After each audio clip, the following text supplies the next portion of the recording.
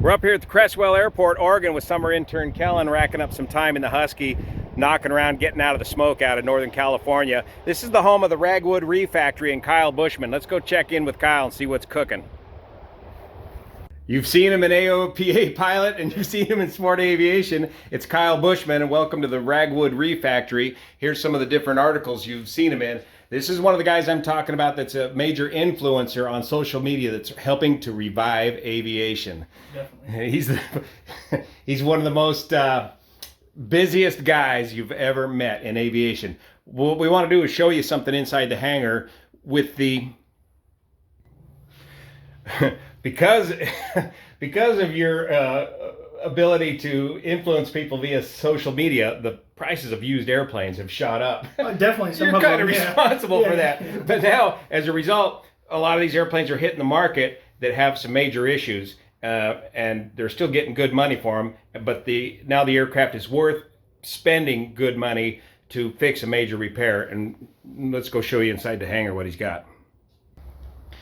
This is a Piper Cherokee 6 that's worth a lot of money in today's market. They're a very popular airplane because they're a huge load hauling machine. This one's got beautiful paint, interior, and panel, very expensive panel, but it came from Florida, and with a careful pre-buy inspection, this is what Kyle found.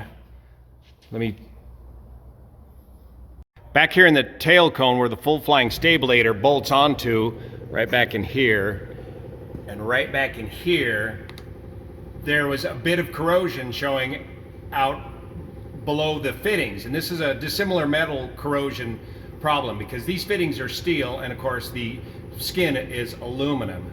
So this is a major repair on this airplane and it could have been catastrophic. But because of the value of these used airplanes right now, it's well worth spending the time, effort, and energy to fix this one. They may very well have to replace an entire skin with a structural repair from Piper, jig the whole thing up, keep it straight. Let me show you the other bits. This is steel, yeah, here's the steel brackets that were riveted onto the aluminum skin, and this is where the cause of the dissimilar metal corrosion was coming from. So the steel's okay, the aluminum will be replaced. And of course, attached to this is the full flying stabilator, which appears to be in good condition. And here's the hinge points here.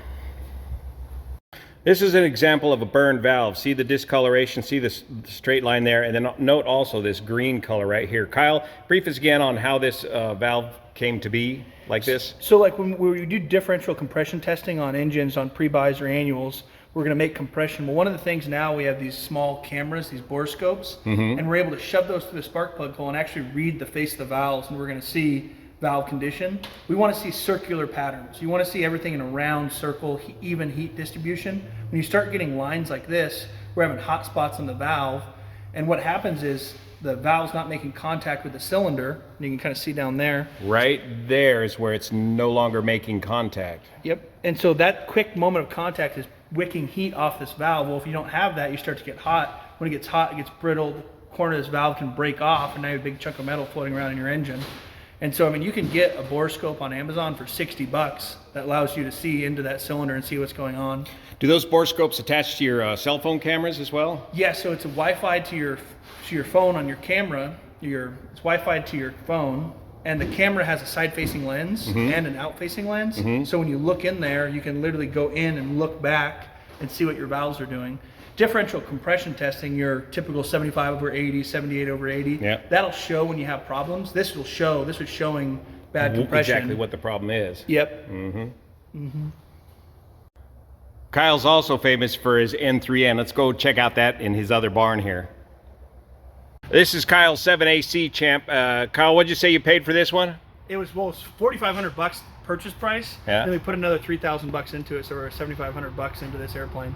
Because the tail was hit by a car and you had to weld it up? Yeah, so a car backed into the tail, which shoved some tail surfaces back and then bent the fuselage. So we had to go through all that, and then we had to do the fabric on the back. And this was white and yellow, and we got this on. There's no way we could match the fabric, and so we kind of made a joke about why don't we rattle can it camouflage. So we literally rattle can this whole thing camouflage.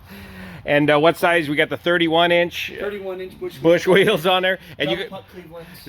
wow. And is that the stock 85 horse? Yeah, C85. C85 that hauls them big wheels around okay? Yep. Wow. And there's going to be some, you got to stay tuned to this airplane. There's going to be some amazing modifications because it is experimental. What'd you call it? Experimental exhibition category. And that's something he was able to do. Now over here is Kyle's famous N3N. You've seen him on the cover of AOPA magazine. Kyle, you took this all the way out to Wayne, Nebraska. And what did you... What did you think after that epic flight all the way out to Wayne, Nebraska? The coolest part of the whole trip was we were flying through the Rocky Mountains, and it was still early in the spring. There was this black, and I thought it was Varga coming down rain. Virga, you mean? Virga, sorry, yeah. I thought it was that rain coming down that doesn't hit the ground. We're going through the Rockies, and all of a sudden there was a snow flurry. I'd never flown through the snow before. Oh, man. And so we're chugging along. We had probably a 25-minute flight through the snow, and then we landed, and then kind of snow passed, and we kept on going, but it was an awesome flight. Open cockpit. I bet you don't go that far east again in this N3N, huh? Yeah, I kept telling everyone, unless I sell it, that's the farthest east I'm ever taking it. It's a chore in these big old open cockpit airplanes. And you got the big engine 985 in this one? Yeah, it's a 985. Yeah.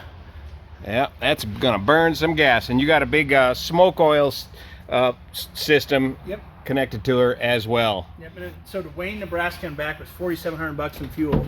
Yeah. And so it's kind of one of those bucket list items. I've flown a Cub across the country. Now I've flown a big biplane, so now I don't have to do it again. There you go. Check that off. Excellent. What's on the ceiling there? So these are my two Airmaster wings. Those are long-term projects that the shop owns that we're going to put together. The funny story is I'll send you a clip for this. I had one wing at a time on my girlfriend's Volkswagen Golf.